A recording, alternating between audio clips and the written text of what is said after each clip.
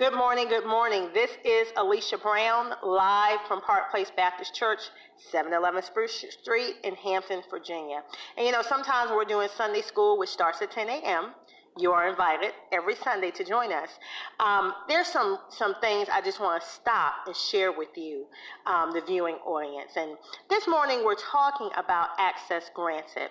And it was one point in verse 9 of Matthew chapter 13, and in this lesson, I just had to share with you. When Jesus was giving this parable about the seed and the sower, and he ended the parable with, anyone who has ears, let him hear. And one thing I wanted to share with you that we're talking about in the lesson today, it says, the focus of this parable is not the sower or the seed, but the soil.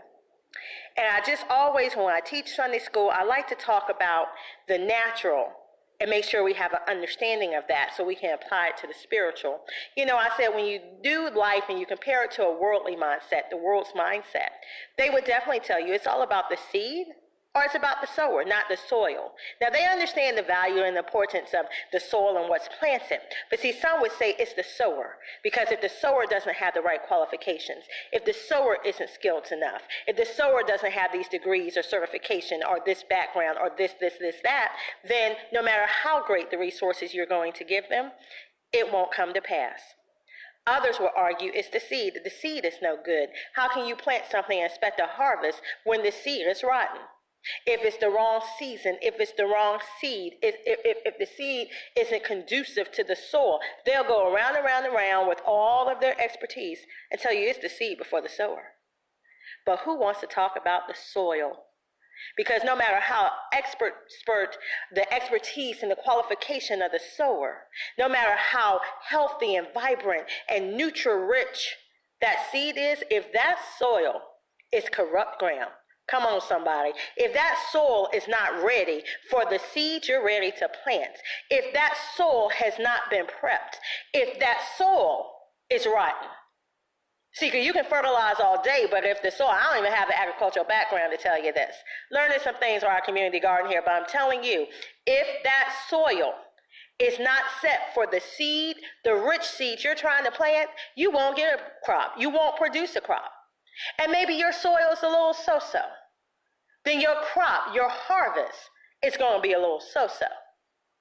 But let's be truthful. If that soil is poisonous, if it's toxic, if it's not the correct nurturing environment for that rich seed, that harvest that you are trying to plant, and that crop, that harvest that you need to come up, you can't produce good fruit from rotten soil. I don't care how smart you are. I don't care what qualifications you have. I don't care the science and the research you have behind you. It won't work. Okay, and you don't have to be a spiritual heavyweight to understand that lesson. Some of us spiritually and naturally are operating that same way. We're so worried about our credentials and our qualifications and what makes us special and what makes us important that we're running ourselves ragged to try to prove that we're qualified enough to meet someone else's standards. Some of us are looking at the seed. Can we get something of the right quality with the right name, with the right label, with the right look, with the right, come on somebody. And I don't have to give you the qualifications. We do that with people. We do that with things. We do that with houses. We do that with cars. Then we sit back, we're a little surprised when things don't work out. We exhaust ourselves, but the one thing a lot of people never pay attention to, especially in the natural. What seed did you plant on? What seed? A lot of people are ready to end their lives because all the work, all the qualifications, all the resources, all the gifts that are inside of them, they keep throwing before swine.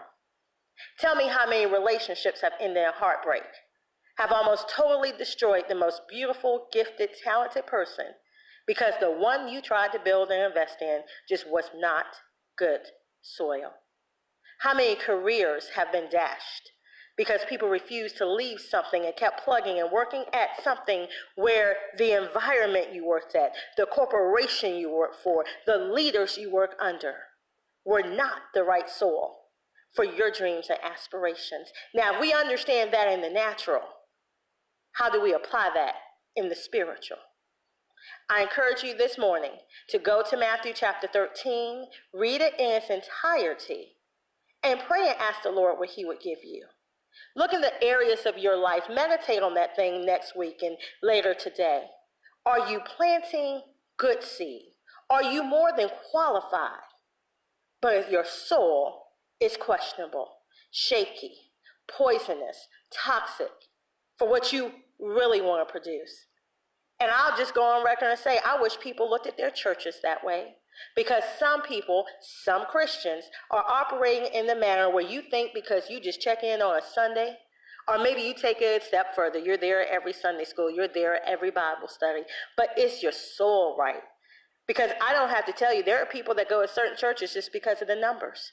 I know plenty of business owners that go to certain churches just because they want to be in a wealthy church with people they think they can sell their services and products to. That's their strategies. They're not really worried about their soul. They're not really worried about the teaching. They just want to look.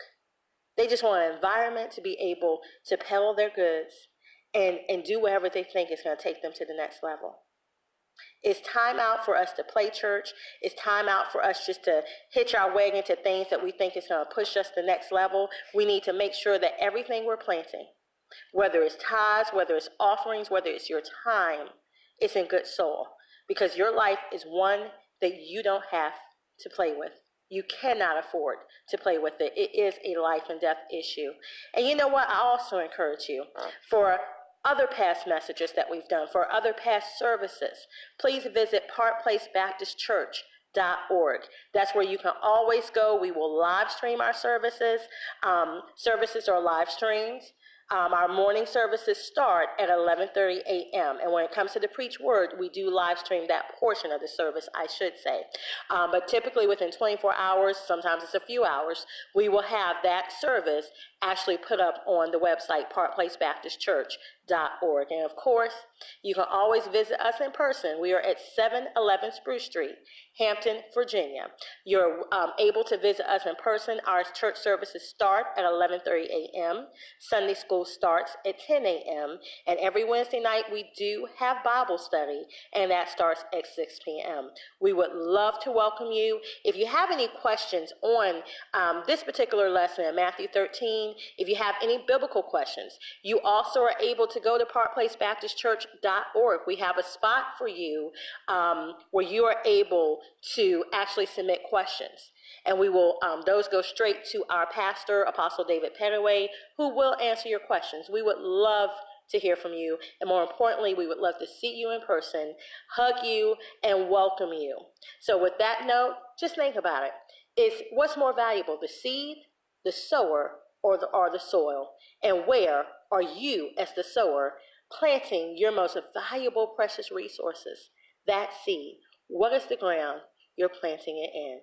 God bless you, and we pray at Park Place Baptist Church, Hampton, that you have a blessed and prosperous day.